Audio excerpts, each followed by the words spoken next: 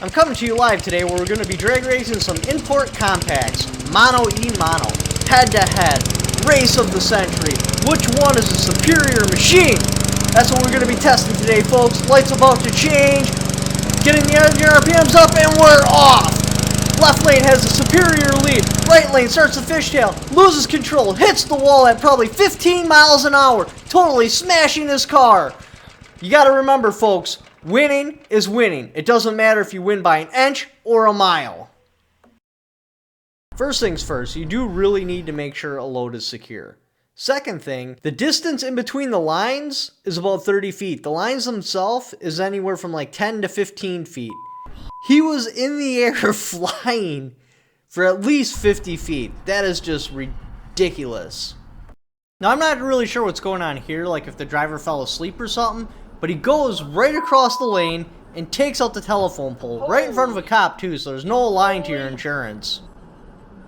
Less than ideal driving conditions, the car hydroplanes, spins around doing a 180, hops up on the curb, but what's really alarming is that $28 cheeseburger. I honestly don't even follow people when they have stuff in the back of their truck because this is a legitimate fear of mine. Just some random crap comes out and smashes my car. These guys are hammered drunk. If it's not the distorted music that gives it away, that guy in the red coat is literally about to blow chunks. I wish I could see what they actually hit.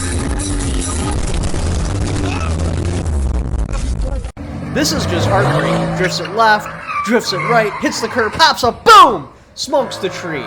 And that's in a really bad spot too. You know his insurance totaled out his car. Alright, Subarus are the king of Crash. Now they're fighting for the title with Mustang. But let's see what he can do. Nice blow off on the turbo, slides, boom! Knocks his rear tire off. Serious structural damage there. Nice flame out of the exhaust, drives away. Got another Subaru here going for the king of Crash. Not really sure what happens here. Must have hit a banana peel. Slides directly into the embankment. Goes into a barrel roll. Rolls like 300 times. Random tire rolling down the road. You can hear the engine roaring. Flies over the embankment. Boom! Chest bumps the horn and smashes his head on the steering wheel. Let's see that again in slow motion. Comes up. Dirt comes off the bumper. Bam! Right there. Clearly not wearing a seatbelt. Chest bumps the steering wheel. And then the vehicle even stalls out. Alright, we got a Chevy truck going around this little U-turn here. Got to build up some speed to hit this jump.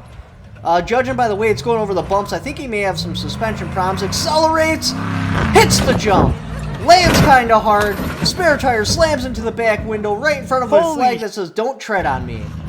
Ladies, if you have a tire problem, don't worry. It's not a problem. Not at least for Falcon Tires. We do roadside repairs.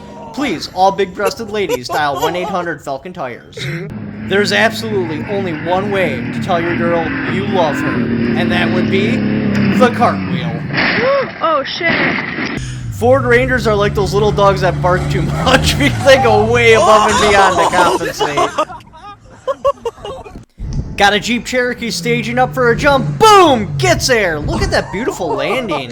We got a Shelby Cobra creeping out like Cobra. Spins around. Boom! It's like 1, 2, 3, 4 spectators. And this isn't some crappy Mustang trying to flex. We're talking about a Cobra. I am just literally so full of questions right now. For starters, what made you think this would be a good idea? Or how about, why didn't you just pull the bike forward if you didn't want to get wet? Or, why are you guys in the water in the first place? It doesn't look like you headed in the water. What exactly put you in this situation to where you started your bike up and tried to ride it out without actually being on the bike? According to the video, he literally just bought the Subaru WRX STI, took it out for a drive, loses control, puts it directly into the ditch.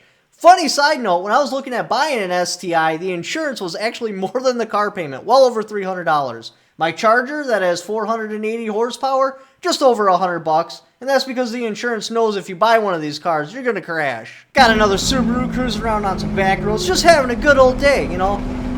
Soaking in the wind, chewing up some corners, sees a motorcycle, panics, loses control, smashes directly into the rock wall. I miss the days when this was the norm, where a kid would take like a $3,000 or $4,000 car, put blood, sweat, and tears in it, make it super fast, and be able to chew up midlife crisis mobiles. This is actually kind of funny because the dude hits a pole It causes more damages than the kid will probably make in the better part of his life. I mean, damn, look at the amount of financial damage. The car, God knows what he paid for that. The pole, that's gotta be like $10,000. Probably $2,000 or $3,000 to the billboard. Possible damage to one or more of those 3 cars. Alright, we got a square body burnout. And then all of a sudden, I don't really know how, but the tire falls off. The passenger's hilarious. You can tell he's hammered. He's even holding a beer.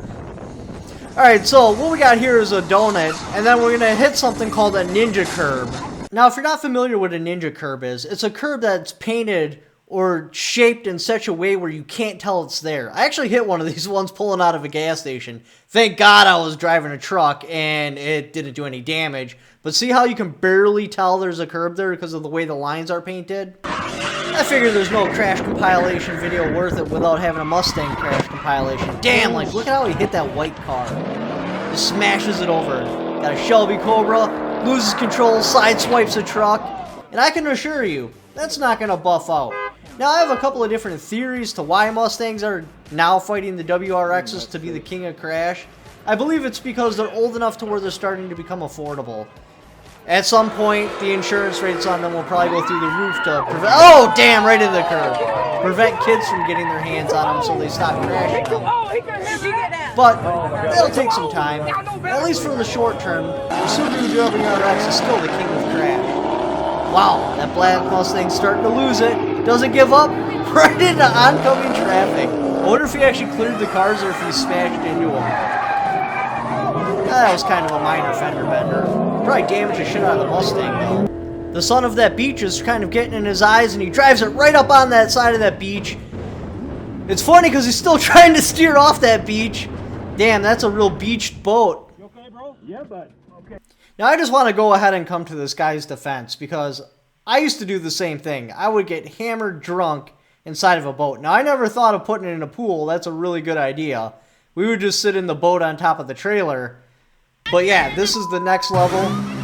But that's probably why it was a good idea we never put it in a pool, because you know what he was thinking. She said go, he heard go, everybody's saying go, so what do? You fire it up and you go.